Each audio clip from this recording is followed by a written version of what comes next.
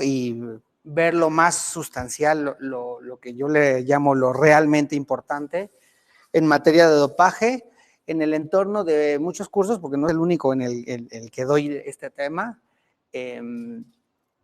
pero en el entorno de que la gran mayoría de los que nos escuchan en los cursos son gente que se dedica al deporte, al entrenamiento deportivo, en algún momento dado en el deporte de alta competencia y en algún momento dado en el deporte de alto rendimiento. Y como también les comento, no necesariamente deben de haber deportistas de alto rendimiento para saber este tema. Realmente en la práctica profesional, desde un médico del deporte, un nutriólogo, un psicólogo, un fisioterapeuta, un entrenador, un preparador físico, deben de saber mínimo ciertas directrices de dopaje, porque en algún momento dado pueden tener un atleta o un deportista susceptible a controles de dopaje.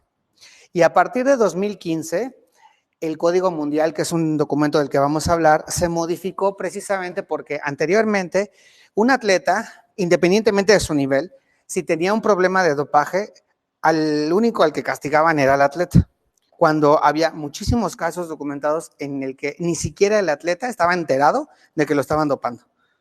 Entonces, eso es algo pues bastante grave. O había otros casos en los cuales el atleta, ni el atleta ni el equipo multidisciplinario sabían que el atleta estaba dopado, es decir, por la utilización de un suplemento, de un complemento alimenticio, o algo muy frecuente aquí en nuestro país, que es lo del clenbuterol.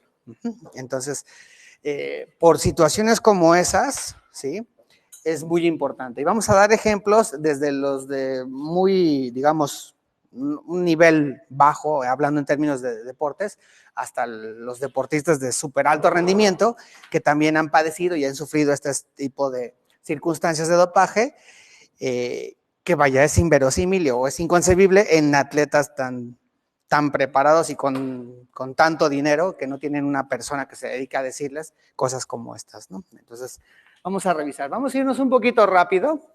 Dentro del temario de esta primer clase, de la primer clase teníamos contemplado revisar estos, sí tiene, así, sí, revisar aspectos, digamos, en papel, ¿no? ¿Qué es lo que regula o qué es lo que rige las cuestiones de dopaje, no nada más aquí en México, sino a nivel mundial?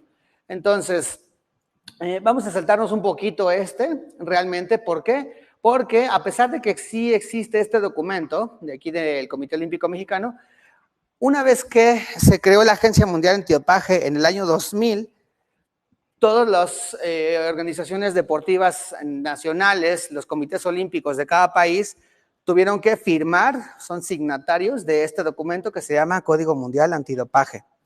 Este Código Mundial lo avala la Agencia Mundial Antidopaje. Y vamos a revisar también, esto sí es de mucha importancia, las sustancias y métodos prohibidos. Les decía, había un documento que todavía existe, sin embargo, su vigencia ya es meramente histórica, el Código de Reglamento Antidopaje del Comité Olímpico Mexicano, que en esencia pues, nos dice que está mal y es hacer trampa, doparse, ¿no? También vamos a ver qué es doparse, qué es dopaje, qué es doping, qué es doparse. Porque el concepto que muchas personas tienen de dopaje dista demasiado del concepto de dopaje que nos marca la Agencia Mundial Antidopaje. Ya lo vamos a ver también. Les decía, la Agencia Mundial Antidopaje se crea en el año 2000, también vamos a ver un poquito de antecedentes de su formación, y en el año 2004, 4 años después de su fundación, emiten este documento que se llama Código Mundial Antidopaje. Y en ese mismo año se hace un documento vinculante, incluso con organizaciones internacionales como es la UNESCO, que depende de la ONU. Y en ese documento vinculante se dice que todos los países con un comité olímpico tienen que ser signatarios para ingresar o para poder ser partícipes como un requisito de grandes eventos deportivos. Es decir, una especie de candado para obligar a los países a que firmaran este documento. Y México, bueno, firma el documento en el año 2004. Al momento de firmarlo, se ve obligado a crear una agencia antidopaje. En este caso, la agencia mexicana se llama Comité Nacional Antidopaje. que se instaura en el año 2006. Y a partir del año 2008, lo que les decía, el documento que existía previamente aquí en el Comité Olímpico Mexicano, le pasa, digámoslo de alguna forma, la autoridad antidopaje a el Comité Nacional Antidopaje como máxima autoridad antidopaje en México. Y desde entonces, el Comité Nacional Antidopaje es la ONAD, que así se le conoce, Organización Nacional Antidopaje, reconocida ante la Agencia Mundial Antidopaje. Esos son como nuestros antecedentes. En general, ¿qué decía este código? Bueno, les decía, valores esencialmente, marcaba directrices, juego limpio, salud, trabajo en equipo, compromiso, etcétera, etcétera. El Código Mundial va más allá de esto, ¿sí? El Código Mundial es un documento mucho más serio, incluso el Código Mundial Antidopaje está basado o está diseñado en función de el derecho privado suizo. De hecho, hablando en términos legales, es un instrumento basado en el derecho privado suizo, que de hecho un panel muy grande de gente de leyes en Suiza fue el creador de este código y posteriormente todos los países pusieron un poquito de granito de arena para formar este documento. ¿Sí? ¿Qué es el Código Mundial Antidopaje? Bueno, vamos a revisar qué es ese documento que es tan importante. Vamos a revisar quién lo escribió, ya más o menos lo dijimos.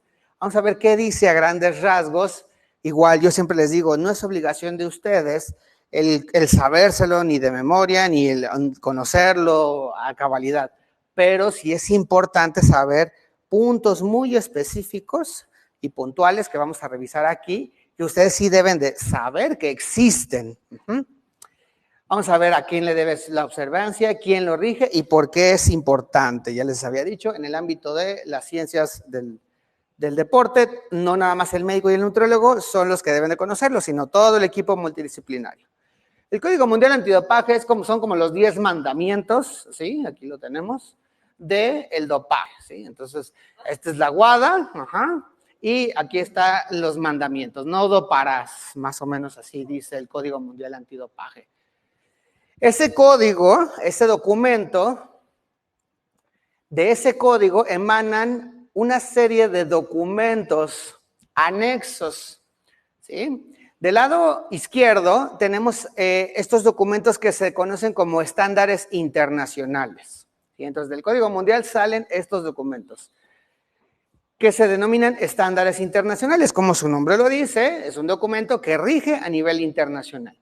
Y estos son sus nombres. Estándar Internacional de lista de prohibiciones, test e investigaciones, para laboratorios, autorización de uso terapéutico, sus siglas en inglés, protección de privacidad e información personal, y viene para el próximo código unos 2 más. De hecho, ahorita vamos a adelantar un poquito más. Es la primera plática en la cual, digamos, ustedes tienen la premisa de lo nuevo, de lo que viene para el año 2021. Se quería hacer un nuevo código para antes de los Juegos Olímpicos de Tokio en el 2020.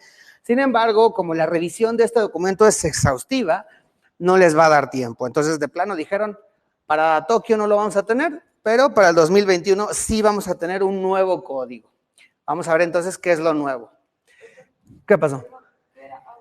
Autorización de uso terapéutico. Ahorita vamos a explicar también qué significa eso y de hecho esto sí, por lo menos para la gente que nos dedicamos a la parte médica, es muy importante saber y conocer este.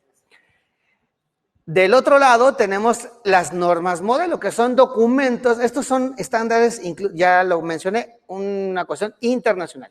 De este lado tenemos lo nacional, lo que rige aquí en nuestro país, en México. El primer documento del que emana el Código Mundial que aplica exclusivamente para México es un documento que se llama normas modelo. Esas normas modelo rigen a la organización antidopaje del país, en este caso a el Comité Nacional Antidopaje.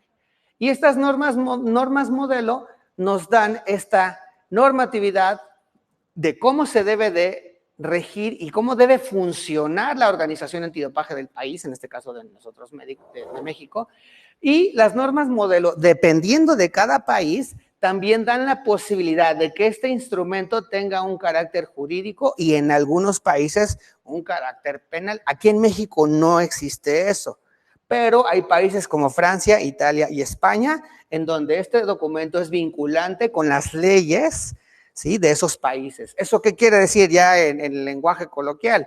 Que, por ejemplo, en España, en Italia y en Francia, cuestiones de dopaje ameritan, por ejemplo, sanciones económicas o, en los casos más graves, incluso cárcel. Ya es delito en esos países tener algún involucro con cuestiones de dopaje.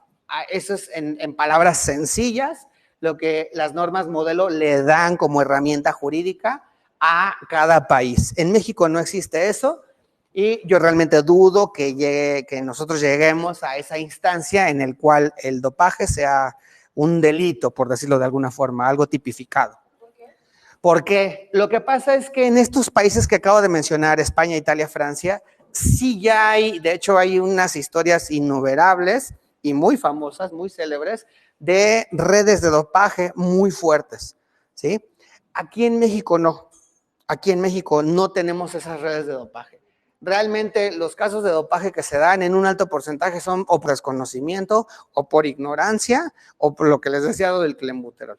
Y solo un porcentaje muy pequeñito sí son porque la gente realmente se quiere dopar, ¿sí? Ya sea por el atleta mismo o por los entrenadores o por el médico o por quien sea. Realmente es un porcentaje muy, muy pequeño. No es un problema, hablando en términos de medicina, no es un problema de salud pública el dopaje, como sí lo es en estos países que menciono, España, Italia, Francia.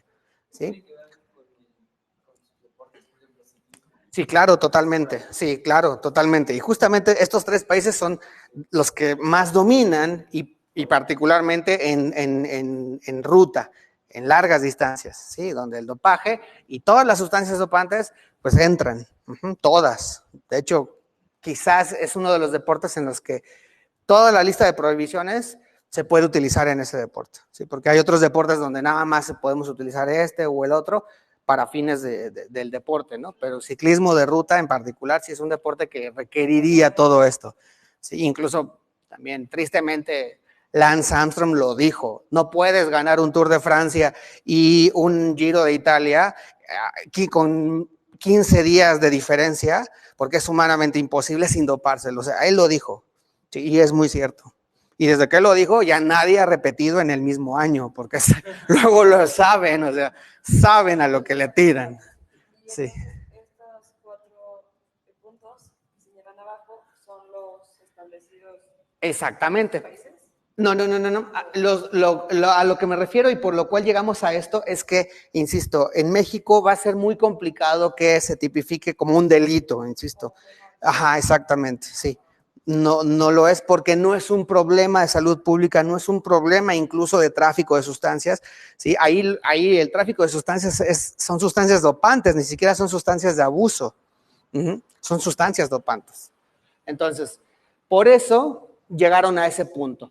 En muchos países no pasa eso y México es uno de esos países. ¿Sí? Y donde otro país donde ni de chiste vayan a llegar a esto es en Estados Unidos. ¿Sí? Porque ahí también se dopan a diestra y siniestra. Entonces no les conviene. ¿Sí? No les conviene. Si a regañadientes le tuvieron que entrar a varias cuestiones de dopaje, ni siquiera a cabalidad, sino a conveniencia, en deportes profesionales de Estados Unidos. Entonces, sí, claro, no, si en Rusia se hace esto, pues media Rusia va a estar en la cárcel, ¿sí? Entonces, es complicado.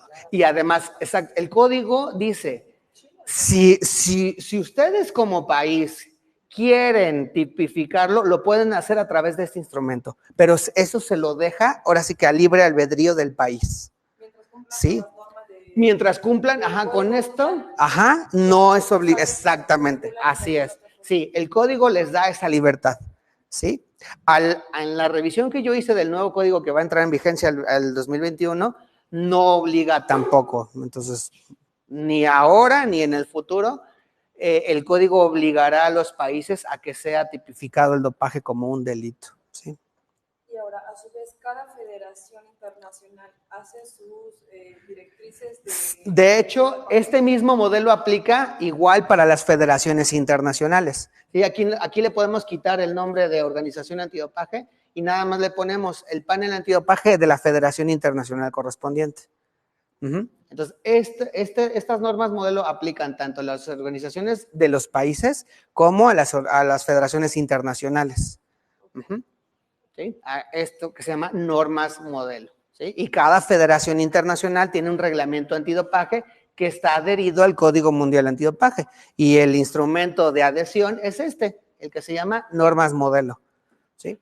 De hecho, la palabrita modelo sería más bien, yo le pondría como normas machote, porque es el mismo documento para todos. Lo único que hay que hacer es cambiarle algunas cositas y en vez de ponerle, no sé, México, España, le ponen Federación Internacional de Esgrima. Exactamente, nada más se le cambia el nombre y lo demás es casi lo mismo. Bien, y estas normas modelo a su vez ya dan pie a otros documentos. En este caso, el importante sería la Ley General de Cultura Física y Deporte, que es, digamos, ya en nosotros como país, sí está dentro de una legislación, la Ley General, ¿sí? Pero la Ley General a su vez le devuelve toda la potestad de los temas de antidopaje a la Organización Antidopaje. Entonces, por una parte, la Ley General que dice, sí, yo reconozco como país y como Congreso que necesitamos erradicar el dopaje en el deporte a través de este documento, pero le damos la potestad de esas facultades a la Organización Antidopaje de México. Entonces, le devuelve la bolita. ¿Sí? Pero como lo reconoce a nivel de la ley, digamos, ya se tiene que hacer valer. ¿Qué es CNA? El Comité Nacional Antidopaje. Comité Nacional Antidopaje es este que está aquí. Comité Nacional Antidopaje. Ese es su símbolo. CNA y MEXNADO. Es lo mismo, de hecho. MEXNADO es lo mismo que CNA. Nada más que MEXNADO es, digamos, el acrónimo con el que se conoce y se identifica de forma internacional. De forma internacional. Bien. Vamos a revisar el código. ¿Por qué vamos a revisar el código? Porque realmente el código es, insisto, el que da las directrices a todo lo demás. Si revisamos al código, es como revisar todo lo demás. Por eso vemos el código. ¿Y el Comité Nacional quién lo integra? El comité, la estructura del Comité Nacional Antidopaje ya cambió. Anteriormente lo integraban muchos entes y muchas personas. Incluso lo integraba, por ejemplo, el director de medicina de aquí del Comité Olímpico Mexicano, lo integraba un representante de COFEPRIS, lo integraba un representante de COFEPRIS, de la Secretaría de Educación Pública. El que lo presidía anteriormente era el director de CONADE y posteriormente ya toda la estructura.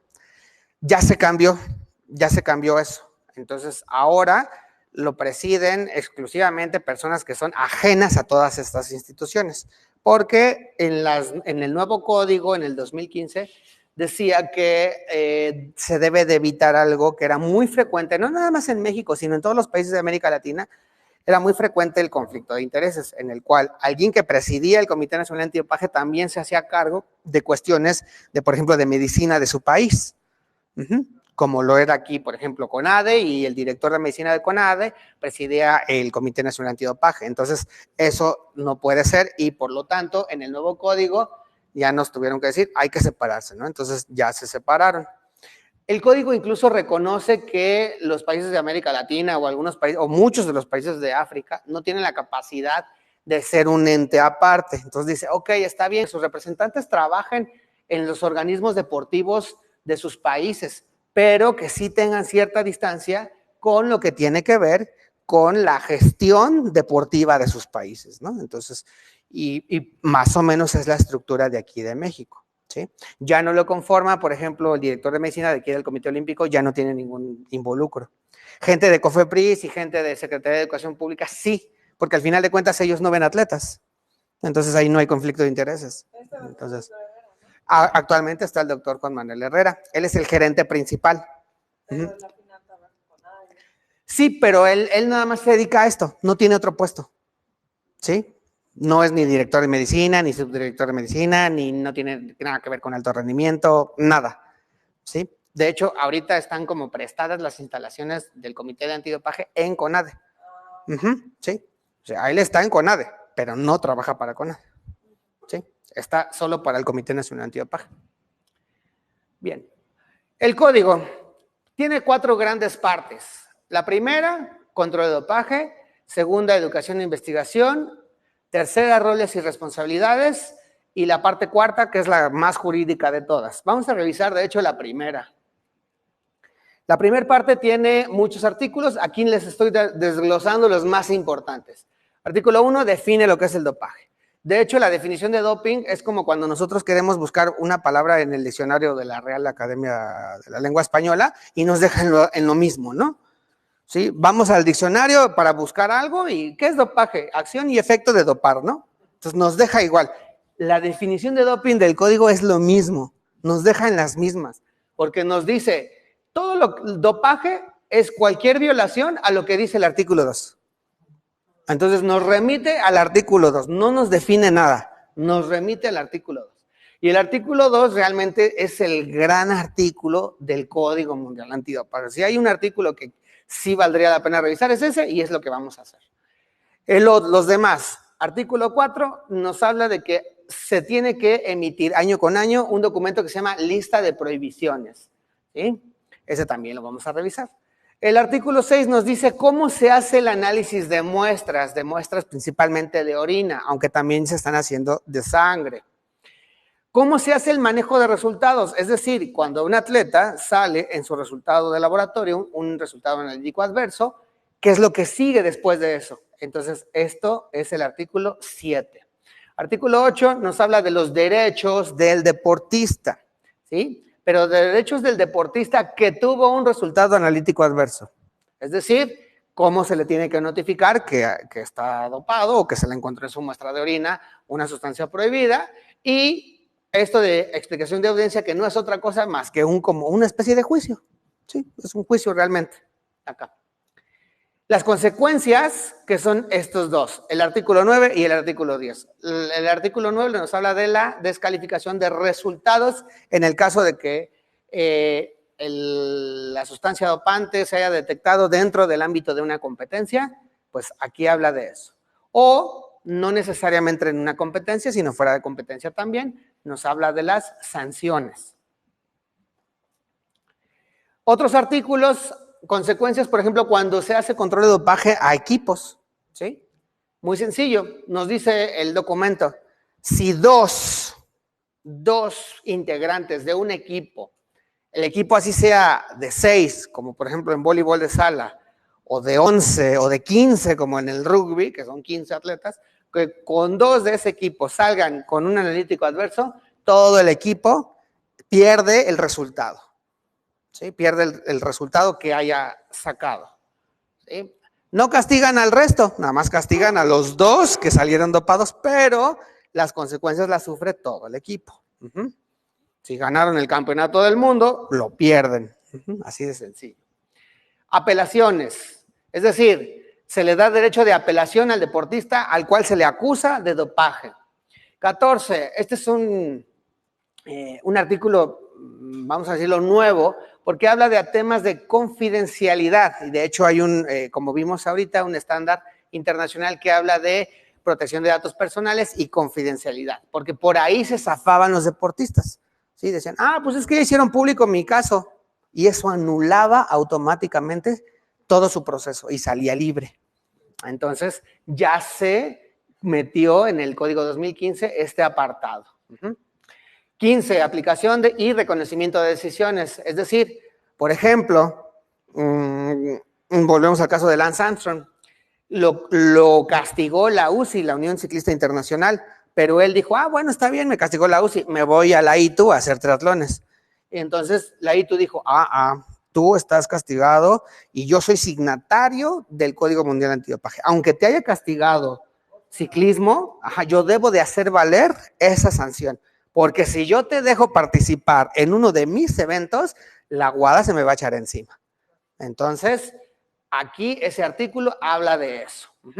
¿Quién hace valer estas decisiones de castigos? El artículo 16, que realmente en lo personal yo digo que sale sobrando, porque habla del dopaje en animales, sí se da, y digo, debería ser más puntual, porque solo hay 2 deportes que utilizan, de hecho, el mismo animal, que es el caballo, ¿sí? No hay otro deporte federado que utilice otro animal, ¿sí? Anteriormente, hace no muchos años, todavía se utilizaban aves en el tiro deportivo, pero ya lo cambiaron por discos. Sí, entonces el único animal que se utiliza sería caballos. Entonces aquí habría que ser más puntual y decir dopaje en caballos, ¿sí? Y el dopaje en caballos realmente ya es un tema total y absolutamente aparte, ¿sí? Que realmente no tiene nada que ver con lo que aparece aquí. Entonces, en lo personal, eso saldría sobrando, ¿sí? Y el artículo 17 nos dice que tiene vigencia el código hasta 10 años y si en 10 años no se hizo una revisión, es obligación de todos los involucrados en dopaje hacer una nueva revisión. No llegamos a los 10 años, de hecho llegamos a menos. Les decía, el nuevo código va a salir en el 2021. El vigente es de 2015. El vigente es código 2015. Otros artículos, 18 y 19, que hablan de la educación como herramienta antidopaje, que realmente esta es la más fuerte de todas, lo que más se tiene que hacer. Y la parte de investigación, esta es la más cara. Esta es la más fácil para erradicar el dopaje y esta es la más cara para erradicar el dopaje. Esta es la más cara, ¿sí? Algo muy importante que siempre digo y que un profesor me comentó, dice, la lucha contra el dopaje está aquí, pero el dopaje está acá. Entonces, mientras el dopaje da 2 pasos, la lucha da medio paso y nunca lo va a alcanzar. Nunca lo va a alcanzar, ¿sí? Y si quieren alcanzarlo, tienen que invertir demasiado dinero en investigación. Muchísimo dinero. De toda la investigación de todo tipo. Y es demasiado dinero. La lucha contra el dopaje es cara. El dopaje es caro. Y la lucha contra el dopaje es igual de caro, ¿sí? Ese es un problema, ¿sí? Y por eso también mucha gente que dopa dice, no pasa nada, total. Si quieren atraparnos, tienen que invertir mucho dinero. Y realmente muy pocas entidades, muy pocos países están en posibilidad de gastar esas cantidades de dinero para investigación en contra del dopaje. Es muy, muy, muy caro. Otros artículos, los signatarios, este sí lo vamos a revisar y por eso lo tenemos aquí en negritas y subrayado, que es el 21.1, porque habla sobre el personal de apoyo al atleta. Es decir, no nada más el equipo multidisciplinario, sino hasta el utilero ya es susceptible de sanción, ¿sí? Y los federativos también. Y aquí está.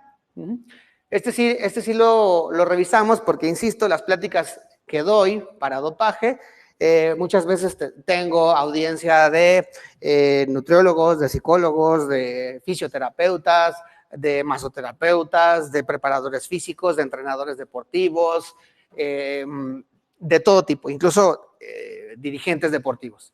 Entonces, todos esos se engloban aquí, personal de apoyo al atleta, ¿sí? Personal de apoyo al atleta, hasta el utilero también.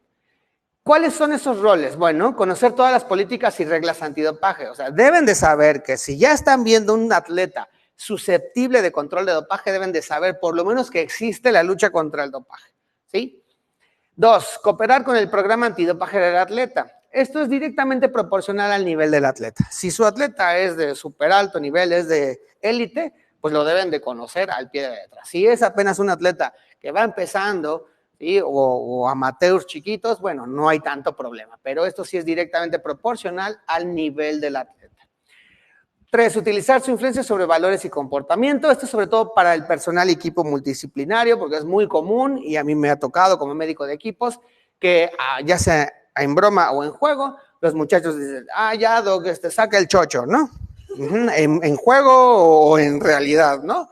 Entonces, ahí sí debemos de hacer valer nosotros como equipo multidisciplinario, ya sea como médicos, como nutriólogos, como fisioterapeutas, como psicólogos del deporte, utilizar eso y recalcar que nosotros somos responsables de que tienen que reorientarse a valores y comportamiento del deporte.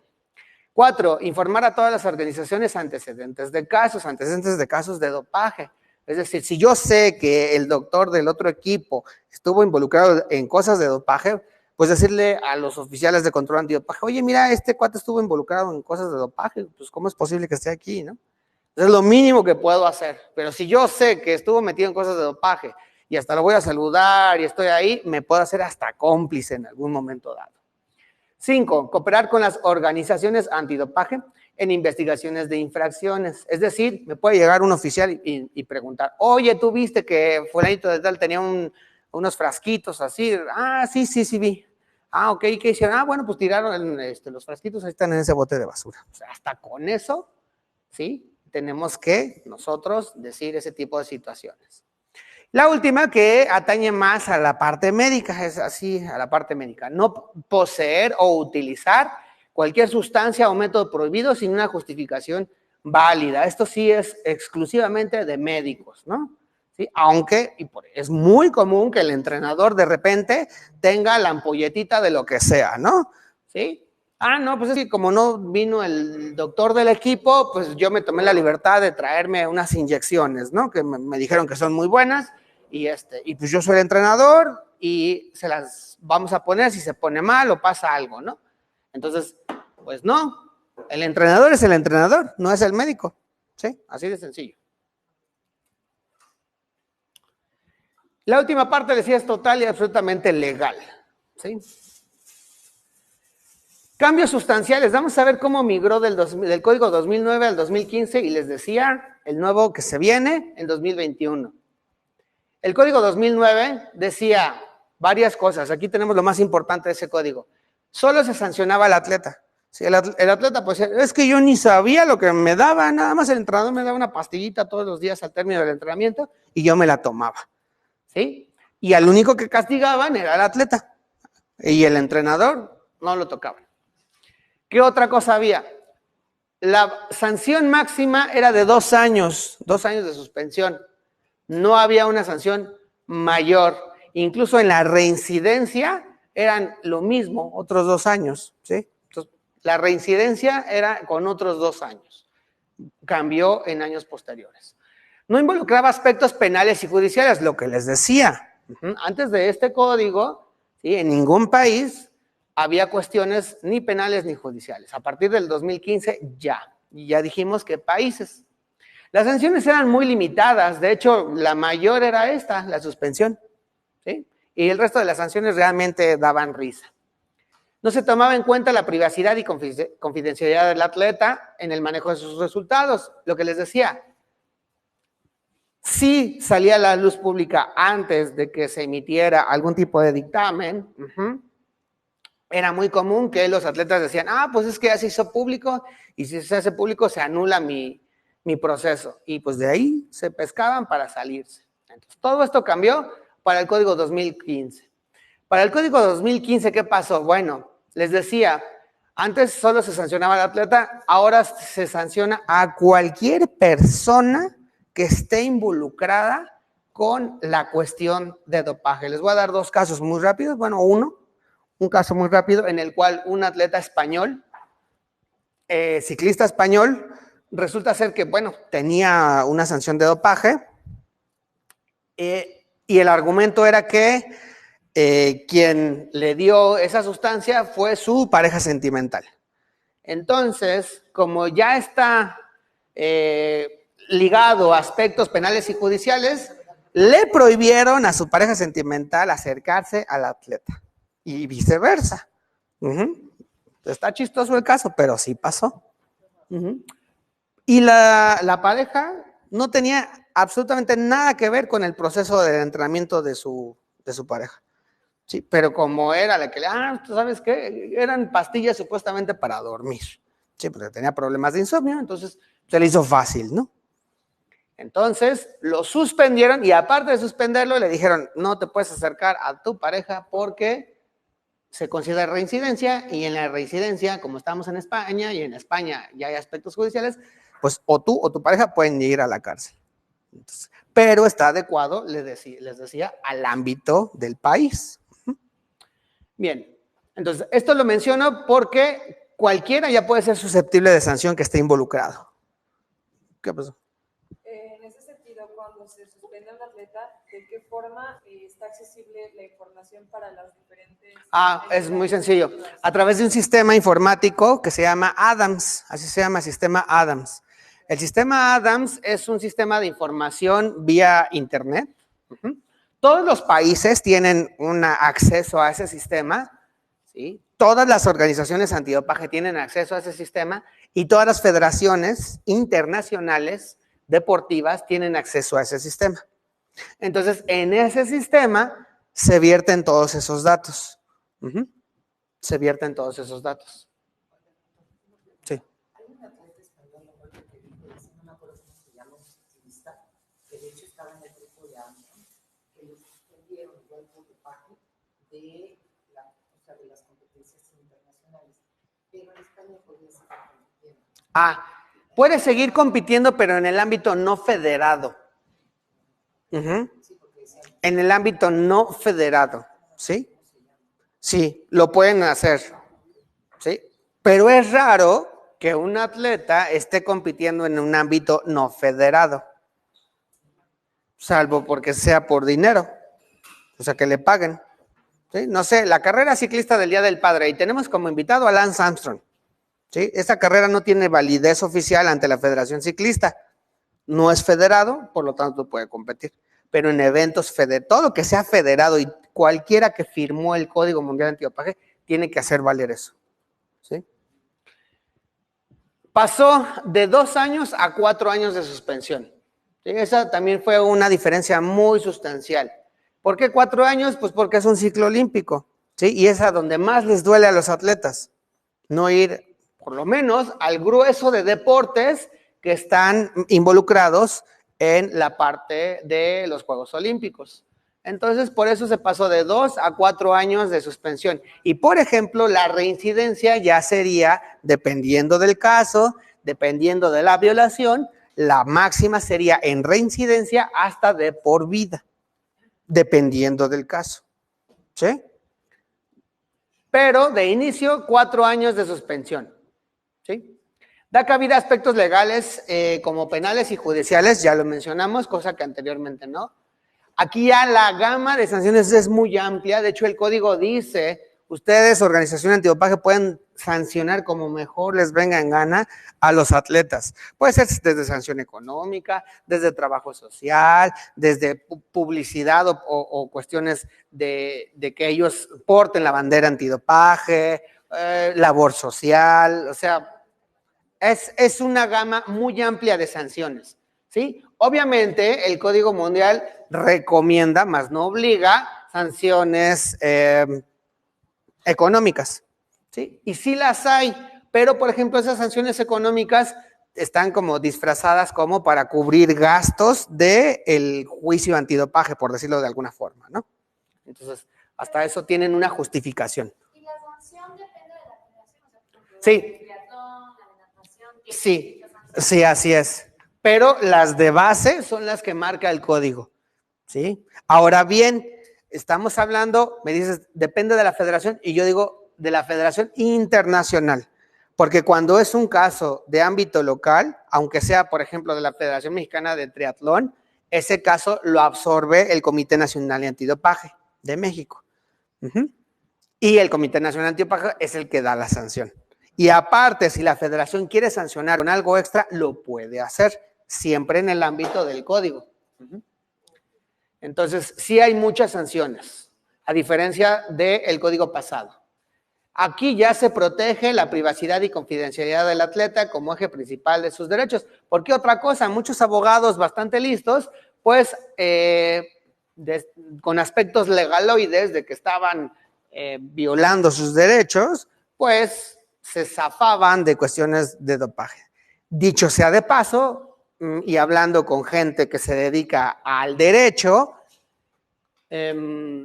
recuerdo una plática con alguien, insisto, que se dedica al derecho, me decía, cuando leyó rápidamente el código y algunos aspectos, dice, es que el Código Mundial viola los derechos humanos de una forma brutal. Sí, de hecho sí, ¿sí? Pero todo eso se cancela cuando en el código dice, como este documento está en contra del dopaje, todos aquellos que quieran participar en eventos federados deportivos se tienen que adherir al mismo. Y casi dice, y si no les parece, pues no hagan deporte. Ahora en las Sí. relaciones internacionales están haciendo una carta en la que autorizan el uso de imagen Sí. por los problemas de salud y toda la adhesión al Sí.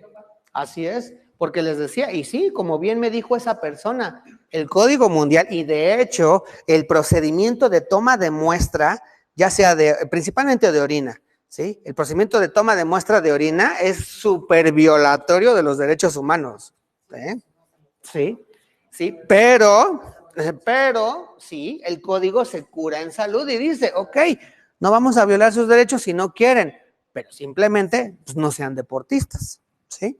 Así de fácil. Bien. ¿En qué casos se disminuye la suspensión? Es que he visto ¿En qué casos? He visto casos en los que hay 6 meses menos. Sí, aquí yo estoy hablando de sanciones máximas, ¿sí? Pero hay sanciones que se contemplan desde administrativas, desde llamadas de atención, ¿sí? Amonestaciones por escrito, esas digamos, y si están contempladas, ¿sí? Y hay otras que ya empiezan con la temporalidad. La temporalidad más baja es de 6 meses. Puede ser 6 meses, 1 año, 2 años y 4 años. Ahora bien, se puede dar una sanción de 4 años, pero cuando el atleta se quiere defender, el código le da el derecho, ¿sí? De que dependiendo de su defensa puede disminuir eso. Como por ejemplo le hacen mucho los gringos, ¿no? Que cuando detienen a alguien le dicen, confiesa dónde están las armas y ya confiesan dónde están y entonces esa confesión les ayuda a reducir su condena. Lo mismo pasa aquí, ¿sí? Dime quién te está dopando. Bueno, pues el doctor Ferrari, cuya base ahora es en Colombia, está distribuyendo eritropoyetina, y entonces suelta toda la sopa y le bajan de 4 a 1 año. Solo por eso. Solo por eso. ¿Sí? Eso está contemplado en el código. Bien, ahora, les decía, ustedes tienen la primicia, el código 2021, ¿sí?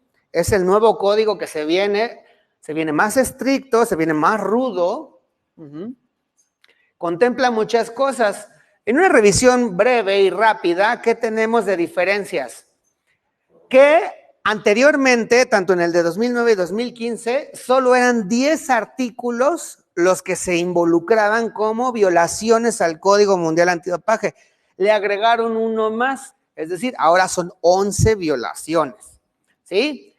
Y al número 11 le pusieron actos de un atleta u otra persona para desalentar o tomar represalias contra las denuncias a las autoridades.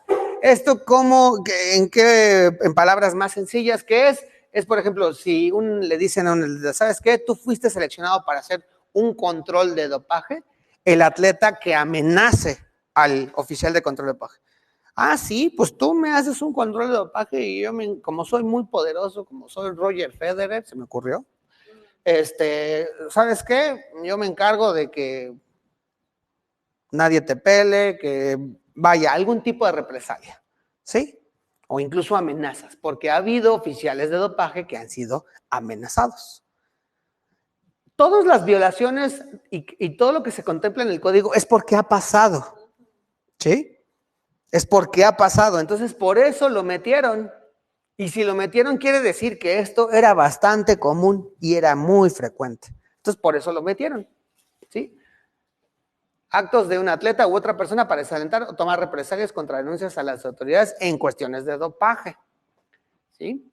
Se hace énfasis, lo que les decía, en derechos humanos y ahora lo remarcan demasiado, ¿sí? No hay una página que no hable de esto, porque precisamente, y el mejor de los ejemplos es la toma de muestras de orina para un control de dopaje, que como insisto, me lo dijo esa persona, es súper violatoria de los derechos humanos básicos.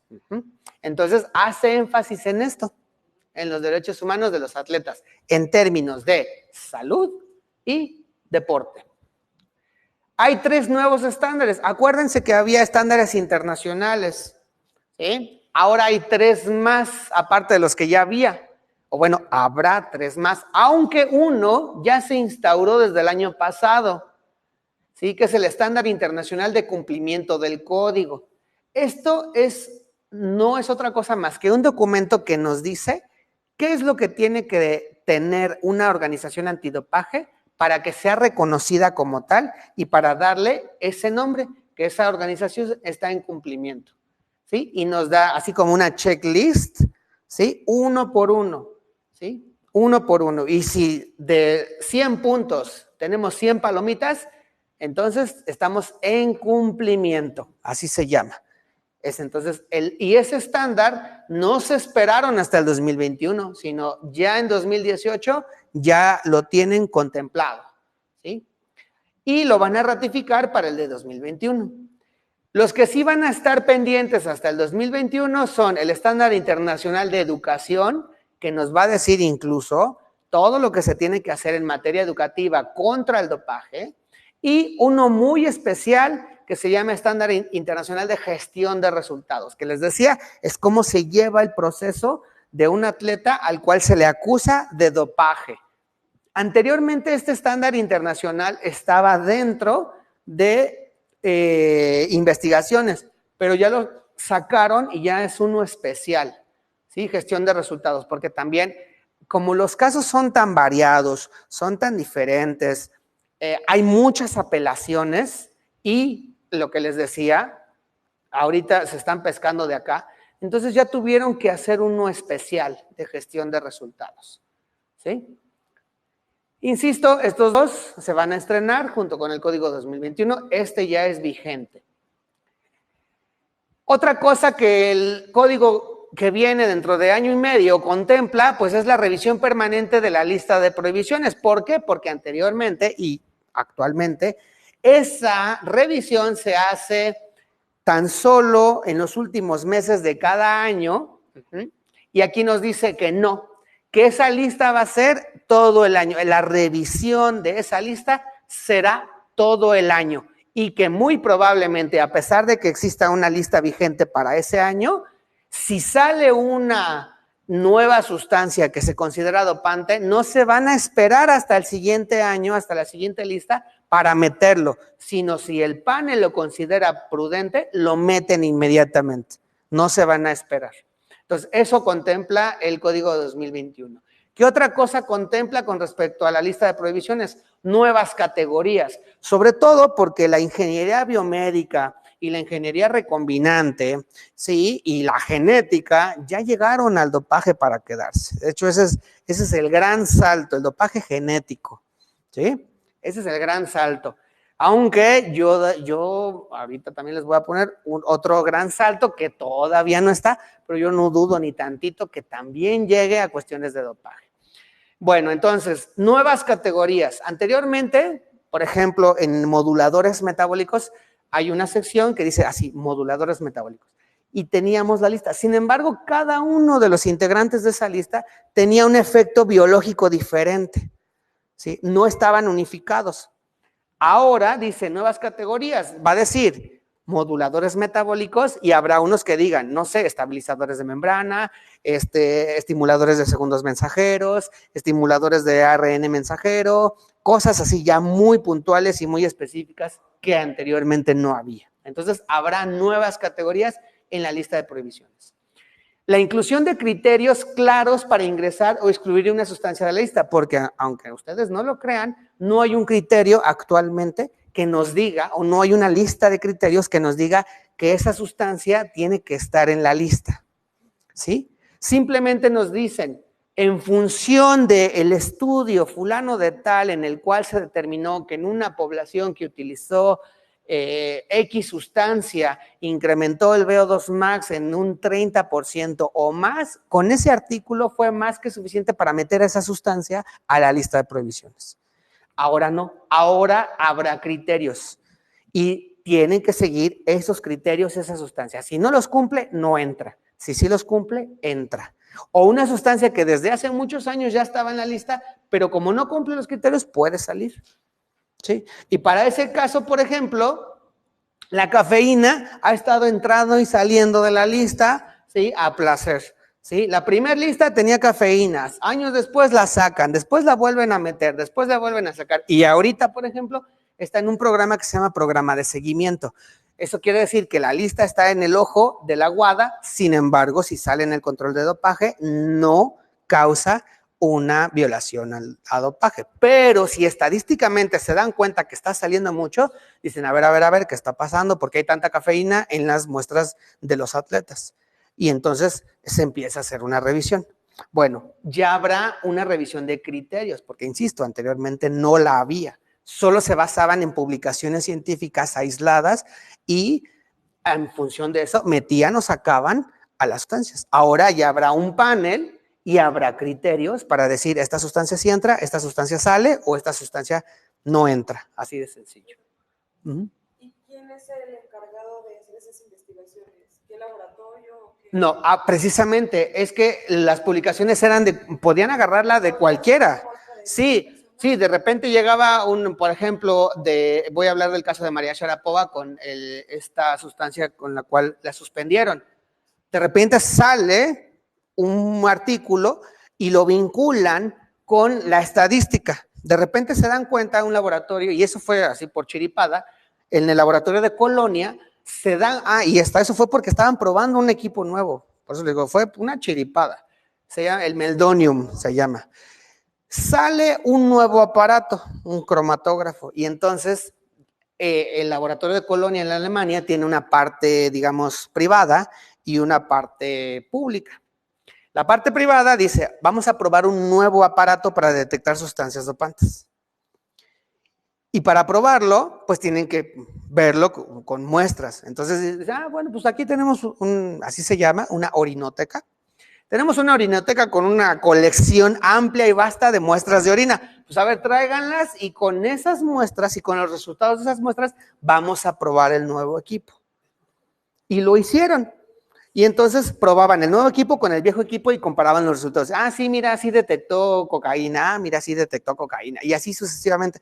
Pero como el nuevo aparato es altamente sensible y el método se llama cromatoespectrografía, que es la huella digital de una sustancia química, se dieron cuenta que por frecuencia, estadísticamente, salía una huella química, por decirlo de alguna forma, de una sustancia que no identificaban y que no estaba en su listado de sustancias prohibidas. Y dijeron, caray, salió algo muy raro y salió muy frecuente. Pues a ver, pues ¿de qué es esa huella digital? Y entonces empiezan a investigar y esa huella digital química resultó ser el meldonium. El meldonium, ahorita lo vamos a ver. Resulta ser que el meldonium no está categorizado todavía y solo está dentro de modulador metabólico. Ni los mismos laboratorios que lo producen saben qué hace.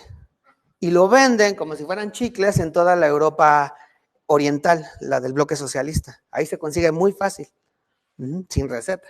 Y lo venden para todo, desde la caída para pelo, hasta para prevenir infartos, para prevenir diabetes, hasta para la disfunción eréctil. O sea, para todo lo venden. Y la cosa esa se vende como pan caliente.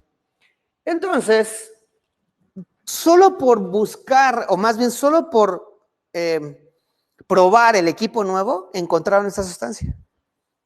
Así, fue este churro. Y lo publican, y al publicarlo, al año siguiente dice la Goda, mira, y casualmente rusos y todos los de esos países tienen esta sustancia. Entonces, al año siguiente meten al meldonium a la lista. Insisto, no hay criterios, los habrá para el código 2021, ¿sí? Y el meldonium entró de chiripada. Y porque estaban probando un equipo nuevo, ni siquiera porque estaban buscando una sustancia específicamente, ¿sí?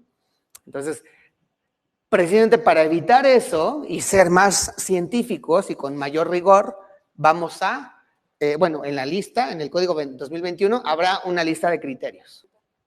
No sé si me estoy adelantando, pero entonces los inmunomoduladores cuentan como doping. No, los inmunomoduladores no. No. O interferones y no. esto, ¿no? No, los inmunomoduladores no, pero los factores de crecimiento sí.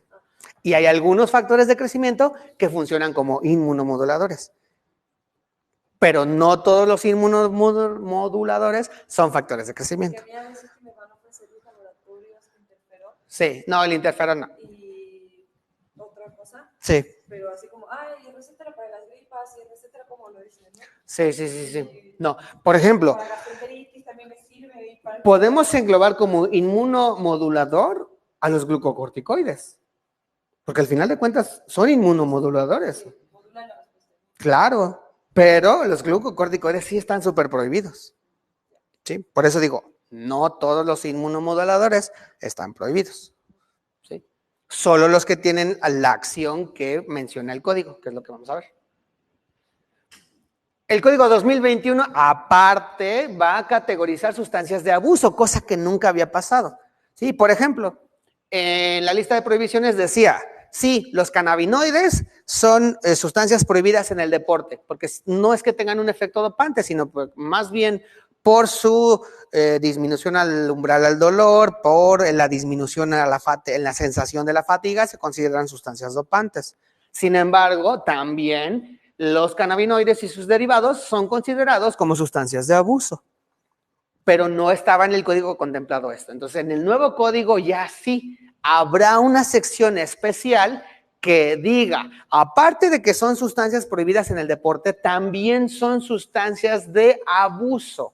Y también se contemplará a partir del 2021 si esa sustancia, al ser de abuso, inmediatamente tendrá otro tipo de sanción especial. Me voy al caso de Michael Phelps. Michael Phelps, después de que ganó todas las medallas de oro que quiso, a los meses sale una fotografía, no sé si se acuerdan de esa fotografía. ¿Qué estaba haciendo? Se estaba fumando un porro, ¿sí? Y bien feliz. Y yo siempre les digo, si en ese momento, si en esa fiesta hubiera llegado un oficial de control de dopaje y le dice, a ver, papá, ven para acá, dame tu muestra de orina, le hacen un control, no le hubieran hecho absolutamente nada. ¿Por qué? Porque los cannabinoides están dentro de las sustancias que tan solo se consideran prohibidas en el deporte en el ámbito de una competencia. En el ámbito de una competencia. Esto es dentro de competencia. Pero como en ese momento el señor estaba de vacaciones, ese control se hubiera considerado como control fuera de competencia. Y cuando en el formato le anotan, le tachan en la cruz, dentro o fuera de competencia, el laboratorio lee eso. Entonces el laboratorio hubiera dicho, este es un control fuera de competencia. Y en automático el protocolo de análisis del laboratorio es totalmente diferente. Es totalmente diferente. Y un protocolo de análisis fuera de competencia no contempla los cannabinoides. Por lo tanto, no hubiera salido la marihuana. Y por lo tanto, no le hubieran hecho nada. Sí. Sí. Y ahora, exactamente, en el 2021, en un futuro muy próximo, si se encuentra una sustancia de abuso, ya sea dentro o fuera de competencia, pero esa sustancia se considera dentro de sustancias de abuso, sí se le va a castigar, aunque no esté en competencia. Pero la sanción máxima será de 3 meses, hasta eso tampoco es mucho. Pero ya es un gran paso, porque déjenme decirles que sí, los atletas de élite también fuman sus porros, también se toman sus tachas, ¿sí? Y también le entran a muchas cosas que no deberían de entrarle. Entonces, si los pescan con una sustancia de abuso, son 3 meses y como que los boletinan. Y otra cosa, una vez que les dan la sanción, ahí sí ya. Cualquier atleta, una vez que ya tiene una sanción, ya se hace público su caso. Entonces, pues van a entrar en una especie como de lista negra, ¿sí? Aunque su sanción sea muy bajita, 3 meses, un pelo al gato, pero van a decir, mira, Michael Phelps fuma marihuana, ¿sí? Imagínense el impacto que eso tiene. ¿Saben? Actualmente este código, bueno, el código 2021 ya está pensando en lo que actualmente les pega más a los atletas, que es el patrocinio, exactamente. ¿Sí? El código dice, bueno, está bien, ¿quieres seguirte dopando? Está bien, pero te vamos a pegar en donde más te duele, ¿sí? Que es en lo mediático, que es en el dinero. Y eso lo vieron, la gente de la WADA lo vio con el caso específico de María Sharapova. Bien, sanciones sumatorias en caso de múltiples violaciones, la suma puede ser hasta de 10 años dependiendo de las circunstancias. Esto también es nuevo o será nuevo para el 2021, ¿sí? Es decir, A lo mejor el código contempla la administración de sustancias o la posesión, ¿sí? Una cosa es administrármela y otra cosa es tenerla. Si a mí un oficial me pescaba nada más teniéndola, o me pescaba con las dos metiéndomela y en posesión, tan solo se me castigaba por una. Es decir, me daban 4 años. Pero si el oficial me pesca teniéndola y aparte poniéndomela, se suman las sanciones. Pero el nuevo código dice que esa sanción no será sumatoria de más de 10 años, dependiendo de qué se haya violado. ¿Sí? Eso será para el 2021. Entonces, también la Agencia Mundial está diciendo, aguas, porque si los pescamos en más de 2, les puede ir mal. ¿Sí? Les puede ir mal. La simple posesión ya se considera violación del Código Mundial Antidopaje. Consecuencias financieras, ¿sí? Ahora, les decía, donde más les pega, las organizaciones antidopaje tendrán la facultad de imponer sanciones económicas. En el código actual dice que no, pero en el nuevo, en el que viene, dice que sí. Y que será discreción de la organización antidopaje. En este caso, le ponen por concepto de costos de recuperación por el proceso o en caso de que el atleta reincida a la violación de una norma antidopaje. ¿Sí? Entonces, ya las organizaciones antidopaje podrán imponer sanciones económicas, cosa que no se hacía o no se hace. Doctor, seguramente tendremos que analizarlo en profundidad, pero no sé si usted sepa de casos, más bien quiero saber el tiempo, porque hubo un caso de una estadounidense que ganó millones de medallas en el 2000. Y me parece que para el 2008 o por ahí volvieron a ser igual como... Es muy frecuente en los gringos que pasa eso. Sí. Y salió que para esa vez del 2008 estaba dopada en los Juegos Olímpicos. Entonces le quitaron las medallas. Sí. ¿Cuánto tiempo después o pueden recurrir a sus... O sea, pueden pasar 20 años y si avanzan obviamente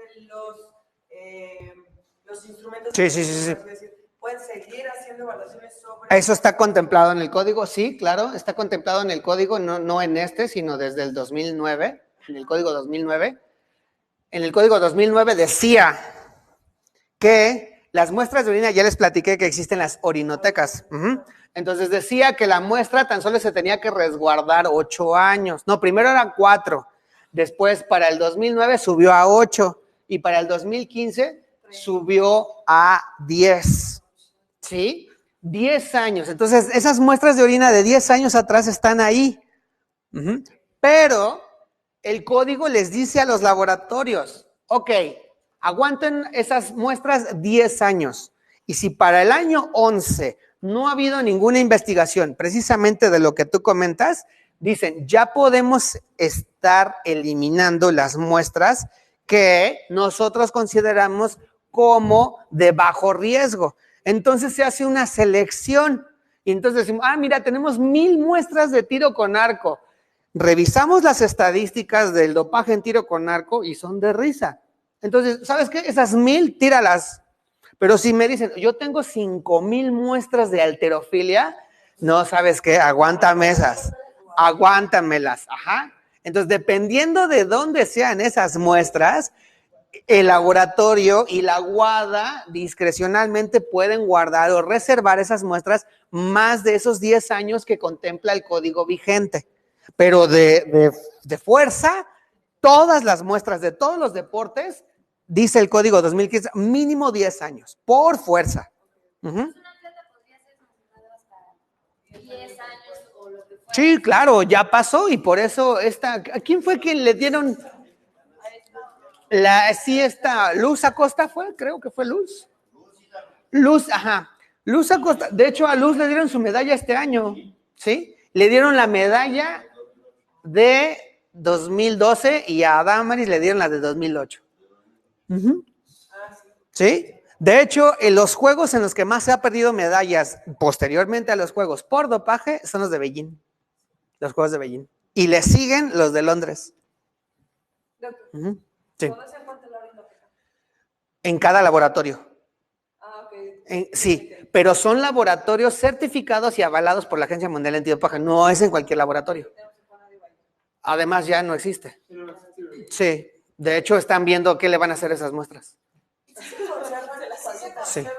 todas las Las tienen en situaciones especiales. No les... siga teniendo todo lo que... Sí, de hecho, quien me mencionas es esta Marion Jones. Marion Jones, de hecho, perdió todas sus medallas precisamente por los Juegos de Sydney y se los quitaron 8 años después. Así es. De hecho, terminó en la cárcel, no por doparse, sino porque en una corte federal dijo que no se había dopado. Entonces le mintió a una corte federal y eso amerita cárcel. ¿Sí? Entonces... Por ejemplo, si se evalúan orinas de varios años atrás, ¿se hace respecto al código de ese año o respecto a lo que ya está? Se hace el código vigente. Sí, y si el... O sea, si ahorita no está detectado alguna sustancia. Sí. Y por eso pasó con Marion Jones. De hecho, lo de Marion Jones fue súper particular porque el que destapó la caja de Pandora fue precisamente un trabajador de origen mexicano que trabajaba en el laboratorio de Los Ángeles donde dopaban, ¿sí? Y él proporcionó información a la Agencia Mundial Antidopaje, información científica, de cómo le hacían, cómo modificaban molecularmente el anabólico esteroide para que no fuera detectado en los aparatos. Entonces, por eso decían, sí, háganme los controles que sean, porque sabían que no iba a aparecer, porque la molécula estaba modificada, ¿sí? Químicamente para que no fuese detectada, pero sí para tener el efecto biológico. Y por eso, por eso les decía, todo lo que está en el código no es de a gratis, es porque algo tiene un precedente. Y en el caso de la orinoteca, ese fue el gran precedente, precisamente el caso de Marion Jones. Algo que en este momento está vigente y hace 8 años no, ocupando orina de esos 8 años, se puede ocupar. Sí, se puede, claro. Sí. La sustancia que agregaron nueva, esa no. O sea, si hoy agregan una sustancia nueva y yo la usaba hace 8 años. No, sí. Por eso precisamente por eso le quitaron las medallas a Marion Jones.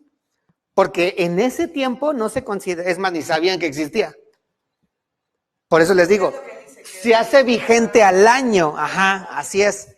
Es una especie como de retroactividad y lo contempla el código. Entonces el atleta no tiene, por ejemplo, digamos algo sencillo como la cafeína.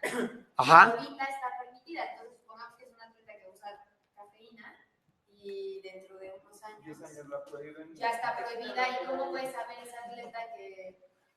No, claro, pues porque las muestras de orina están identificadas, no con el nombre. ¿Cómo sabe ese atleta que no debería tomar tanta cafeína porque probablemente dentro de 10 años le pudieran quitar? Bien importante. El código dice, y así como cualquier otra ley, de hecho yo siempre pongo como ejemplo, cuando nosotros nos compramos un coche, ¿qué documentos debemos de tener?